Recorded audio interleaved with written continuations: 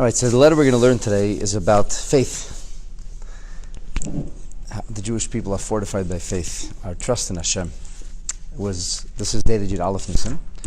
The year was Tafshin Chaf Aleph, which would be the equivalent of 1961. Brooklyn, New York, La'achenu b'nei Yisrael, b'chol asar v'asar, Hashem aleim yichyu, addressed to all Jews in every place, as we said, ultimately in every time also. Shalom Rav Bracha. Much peace and blessing. And the Rebbe gets straight to the point. Yetzias Mitzrayim, the Exodus. Shehi hanekuda hamerkazis shel Chag Pesach. This is the central point of the Passover holiday. That is to say, there are a number of things that are related to Pesach. Included is Israel's agricultural cycle. And on the second day of Pesach, we bring the first mincha, the first meal offering, not from wheat, from barley, but you cannot say that Pesach is only about the Exodus, but you can say it's primarily about the Exodus. So this is certainly the central fulcrum, the central point. And it's tefesas mokem merkaza b'yeser b'chai ha'ama Yehudi. Truth be told, that the Exodus, Yetzias Mitzrayim, not only occupies a place of enormous importance on the Yom Tov of Pesach, but really, by extension, in the life of a person who is Jewish. Hein haklal v'hein haprat. This is true both broadly speaking, and it's true when you get into the details. Hayetzia miMitzrayim, the Exodus, the leaving of Egypt, Melamedes kol Yehudi, serves as a lesson for every single member of Am Yisrael, for every Jew. Umishamesh esle, meide derech. It in turn becomes a lodestar of sorts. It's kind of like a guide. It's what shows us the right path. Loirak betoichna haklali, not just overarchingly speaking, we were a family, we moved to Egypt, we became overwhelmed by the forces arrayed against us, we kind of dissolved into Egyptian society. We were a nation within the bowels of another nation, and out of a family came nothing left, just a faint remembrance of a proud family that once was, that had enormous amounts of people, but really nothing that hammered us together or served to forge us in a common way. And then we were born, and then we came into our own, and that's Pesach. But the truth is that Pesach is not just, broadly speaking, the birth of the Jewish people, but Pesach, down to the small little details, provides us with critically important lessons. And here is one of the Mekave ha'ofi ha'ikrim she'yetzias Mitzrayim. Here's one of the primary essences of the Exodus, is the betochen habilti ragel b'Hashem. Oftentimes this is not talked about. For some reason, this gets swept under the carpet, maybe because people don't like to talk about faith, maybe it makes them uncomfortable. But you cannot ignore the fact that the Exodus happened, not in a vacuum, but fortified with an enormous amount of faith. There was a huge leap of faith on behalf of millions of people. And without that leap of faith, Yetzias Mitzrayim would never have been. There was B'hashgachasei ha'elokis, an extraordinary, overt supervision of Hashem, kefi she'hadavar ba'az lebitoi, as it essentially expressed itself at the time. And the Rebbe puts it into such simple words that you cannot deny it. Just plain, simple words. You're talking about Am Shalom. You're talking about a nation. You're talking about milyonei b'nei adam, millions of people. Gvarim, Nashim, Taf, men, women, children. You're talking about millions of people. We know that it's millions of people because there's a census count. And the census count is males, and the census count is people who are of the age of military conscription from age 20 to age 60. Moshe Rabbeinu at the time is 80. He's not counted. Aaron is not counted. Miriam's not counted. The assumption has to be, if you have this many men, you have this many women, because God cannot create a world in which He doesn't allow the possibility of procreation. As the Rishonim say in Mesech Ksubis, Ki chen gozer hamelech. That's the way Hashem created it. That's the way Hashem decreed that it should be chatzi zcharim and chatzi nekeves, half males, half females, so that everybody has a chance to participate in the mitzvah of procreation and developing the future of humanity and of our nation, of the Jewish people. So if you have 600,000 men from the age of 20 to 60, then we have every reason to say we had 600,000 women from the age of 20 to 60. So now we don't have 600,000, now we have 1.2 million. And then the children were more populous than the adults. As they were in Mitzrayim longer, the suffering became more intense. And as the suffering became more intense, we continued not only not to diminish, but to increase with greater intensity. So if there was 1.2 million people from age 20 and onward, for sure there had to be at least as many, or maybe more, under the age of 20. No, you do the math. So far we're at 2.4 million. Moshe Rabbeinu lived till 120. People were lots of older people. It's true that the men ended up dying in the desert. The women didn't. We have to add on at least another million people. So there we have millions of people. That's a very conservative estimate. So you have millions of people from every stripe, from every kind of nuance. Oizvim bevas achas, together as one. They leave as a single nation in Eretz Nesheves, a land that's settled. In Eretz Shehoise Mevureches B'chol Hatzrachim Hagashmiyim, a land that provided, that served as a cornucopia of blessing for those who lived in it. Yes, it's true, the Jewish people did not fare well. We were tortured, we were abused, we were taken advantage of, we were enslaved. That's true, but the land itself was still a good land. It was a land that when there was bust all over the Middle East, there was boom in Mitzrayim. And that's because Egypt is naturally irrigated. It doesn't need to have rain. So famine, which was caused by drought, which once upon a time was a very real concern, in the time when the Jewish people were living in Mitzrayim, the one country in the world where economic bust was not a concern was in the land of Egypt, was in Mitzrayim. Millions of people are living in a land of plenty, a land that organically and naturally provides for its inhabitants. Whatever you need. They're heading off onto a long journey. And they're going b'li mazon. They're going with no food. They don't have food. They're going b'li tziyud. They're going without any kind of accompaniment. They have really no ability to defend themselves. Ach v'rak, only, solely. Mitoich histamchus muchletes al dvarav shel Moshe Rabbeinu.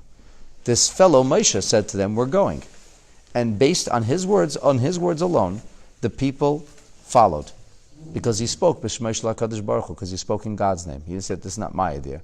This is God's idea. God says we go," and because God says we go, we said, Moshe, if you say God says we go, we go. Yes, it all came. It gets even better. B'yetziasam miMitzrayim. We knew we were going to the land of Israel. We knew we came from Canaan. We knew that our grandfather Yaakov had settled there, and we knew that we had left and come down into Mitzrayim, and there would be a time we would leave Mitzrayim and return home. So we knew we were going. And there was a natural way. The natural or easy journey is taken through the Gaza coast. From Egypt through the coast till today, it's a crossing from Egypt into Gaza. They call it today the Philadelphia crossing. I have no idea why it's called Philadelphia, but it is. And it's the natural way to get from the land of Mitzrayim into the land of Israel. It's the most natural way to do it. We didn't go that way. Now, there's a reason. The Torah tells us why. This way was fraught with the possibility of attack or battle. However, even when there's a war, maybe they'll win. We're going to war, okay? Statistics, maybe 50-50, 60-40, 70-30. There's still a chance. Nobody can be absolutely certain. You don't know. It's going to be a war. We'll see what happens. And afilu im lav, even if we're saying that there's no way that they could ever win a battle like that, there's still a very real possibility. Shalapachas, chelek, yinatzel v'yishar b'chaim. From every war, there are survivors. There's a battle, there are survivors. So just because you're going into battle doesn't mean you're not going to live to see another day. The Allied soldiers who landed at Normandy were slaughtered by the Germans. Yet, there are thousands of soldiers who survived. It was an impossible battle. They had the high ground. They had the superior fire power. They had every reason to be successful. And the Arabs were coming off ships and boats, off landing craft. They had to run through water wearing military gear, sitting ducks. And they knew there was going to be many people dying in this battle. That wasn't a question. They knew that many people wouldn't make it, and many people didn't. But nonetheless, many people did. In every battle, there's going to be survivors. So if you know you're going on a path, and there's going to be a battle ahead, it doesn't mean certain death. It means many people will die, and many will live. They didn't go to such a place. They didn't enter into a battle. They didn't take the highway. They went into a desert. Shabai, within this desert, kol efsharis tivius liches. There is zero statistical chance of survival. Zero. If a private individual were to go on his own in a desert like that, he would certainly die. It's not possible otherwise. How are you going to make it? Especially if you're going without provisions. If you go with 30 camels, and they're loaded up, they had a good drink before, so they're going to be busy, and they're loaded up with water and provisions.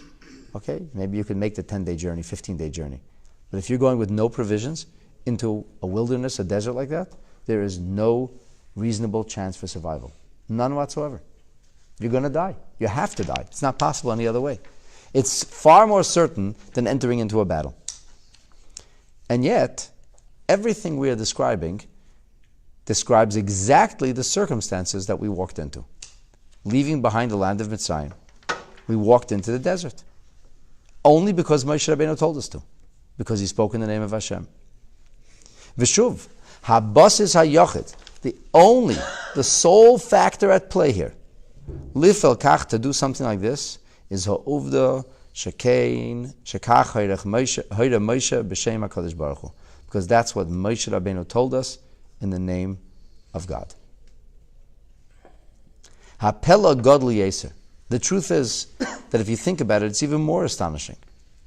When you contemplate that the Jewish people were living in the land of Mitzrayim at this point for 210 years. That's a long time. Think about where the world was 210 years ago. Think about what your ancestors looked like 210 years ago. Some of them were wearing robes in North Africa. Some of them were wearing shmatas in Eastern Europe. 210 years ago? It's a long time ago. The Jewish people were immobile for 210 years. It wasn't as if they were a nation that were immigrants, where there was still a memory. My grandparents immigrated, and I know I'm still new in this country. Decade after decade, generation after generation, nobody's gone anywhere. First of all, you can't go. You're stuck. The border's closed. They were slaves. Nobody went anywhere. V'noisef lakach, hoisezu goyshen Mitzrayim. So they were not used to traveling or going anywhere, and they were living in the area of Mitzrayim known as Goshen, which is an eretz sheyesh ba hakarka hamufchedes v'hashmeina b'yeser, the finest fertile soil, the fertile crescent of Egypt. They were living right smack in the middle of that. It was a land that was most prolific for planting, for growing. She'eina tzeluya b'gishamim. It requires no rain whatsoever. It's right on the Nile Delta, and it's irrigated constantly. There was always green. If you look at it from satellite pictures, you can see the area of the delta. Nile Delta is green, and everything else is like the color of sand. All of North Africa is the color of sand. That area is always green and verdant. And that's where they were living. A land in which there's very fertile soil, and they're living in a place in which nobody goes or lacks for food. And they didn't have a good time, granted, but there was safety, there was some security. Ki'im betucha tamid memayim, they always had water, la'ashka, to irrigate, to water the vegetation, l'shtia, to drink, and that came in our Nilus from the Nile River. Eretz shehichaya ufa'elas tamid lafi chuki nasivas hateva. By virtue of nature, you were certain to survive if you stuck around the Fertile Crescent. Nothing could go wrong. And the people uprooted themselves, having no prior experience in traveling and journeying, and they followed Moshe Rabbeinu, not on the normal highway, literally into a wilderness, a desert where statistically the chances of survival was 0. So when you think about that, you could argue that the single strongest factor in Yetzias Mitzrayim was the faith of the people, the emunah. On a literal level, this is why matzah is called michla de mehemenusa, bread of faith, because they left Mitzrayim, driven from the land, with nothing but dough. How much dough could you take? Dough. That's all they had, no provisions. And they just set off into the wilderness and desert. The Pasuk says, Ki yimei tzeischa me'eretz Mitzrayim. Yimei tzeischa, from the time we went out of the land of Mitzrayim, from the time that we left the land, we become chayiv, we become obligated in the following. We become obligated in living with habetochen, hamuchlat, bahashgachas Hashem, v'hisnagus bakol. We become obligated to follow the image of how our nation came into being. Fueled by faith, fortified by faith. The notion that HaKadosh Baruch Hu would take care. Not just broadly speaking for the nation, but ad lechaya yom yom. Right down into everybody's own individual daily life. Lefi ha'ra'osav b'li kol tolos b'masha'imrim chishuvim shoinim v'chukei hateva. That the Jewish people have become used to, not looking at statistics or listening to what the pundits or professionals will say, but rather to live by faith in Hashem. Liyes, hamalava omeida derech, that the thing that escorts us, the thing that guides us along, for all of us, individuals and generally speaking of all time, is this notion of the concept of miracles. I mentioned on Shabbos, or maybe last Shabbos, David Ben Gurion was not exactly your picture of a religious man. Not by a long shot. I don't know if he fasted Yom Kippur. Maybe he did, I don't know. He certainly didn't put on tefillin every day. But when they asked him if he believes in miracles, this is recorded, he said, anybody who doesn't believe in miracles is not a realist. That was like, it was a given to him. Of course, he says, if you don't believe in miracles, then how are we here? So he managed in his mind to somehow have this dissonance where he believed in God, he believed generally speaking in miracles, but in my own life I can do whatever I want. So a lot of people do that. They compartmentalize. They have faith in Hashem, they know there's a God, but somehow it doesn't obligate the way I have to behave. God doesn't really care if I listen to His Torah and mitzvahs. That's how God created it. Yeah, that's how God created it for us to overcome. Right. They don't know that. We all do this to some degree. We all fool ourselves to some degree, thinking it doesn't really make a difference. I'm doing most of the stuff. I'm doing pretty good. Of course I believe in Hashem, but. So this notion is something that has always accompanied our people. Zen neisen es hamayna l'sha'ila shematziv ha'olam ha'le Yehudi. This is our response to the world, to the non-Jewish world, and those who follow the non-Jewish approach to the world.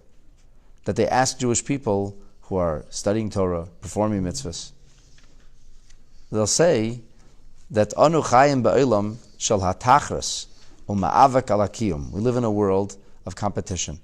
We live in a world in which people struggle. There's a wrestling match for life, for survival. This is the reality.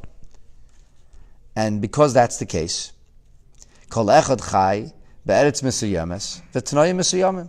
All different parts of humanity live in different parts of the world, and everybody lives under their own specific conditions. But how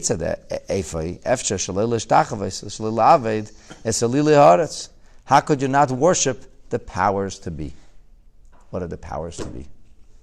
The Rebbe says, imzer hadolar, whether it's money people worship, or hapachad li eschenim and ashchenim, or it's the idol of political correctness, afraid to say, think, or be different than your neighbors and others.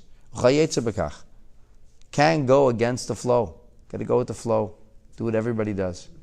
You're not going to be able to survive. The world is simply too big, too frightening, too daunting. How could a person be connected to 613 mitzvahs? Which weigh us down, which inhibit and limit our ability to function. And it takes tremendous toil Every step, every turn. Here we are before Pesach. Everybody's groaning and krechzing. It's so difficult and so challenging and so hard. How can you do this? How can you live like this? This is how people speak. And what's the answer? What's the answer to the challenges of Jewish life? And there are many. The challenges of sending your children to a school in which they learn Torah mitzvahs. The challenges of raising them to be part of society and at the same part apart from society. The challenges of living in the real world and living entirely in another world. How do you deal with all this? His answer is one word. You know what the answer is? The Exodus. The Exodus. Hatshuva Yitzias Mitzrayim. As we said. What was the essence of Yitzias Mitzrayim? Fortified by faith in Hashem. What's the answer today? How? How will you? How could it be? How will we succeed? Faith in Hashem. We succeeded then, we succeed today. Just like when we left Mitzrayim. That following God's instructions.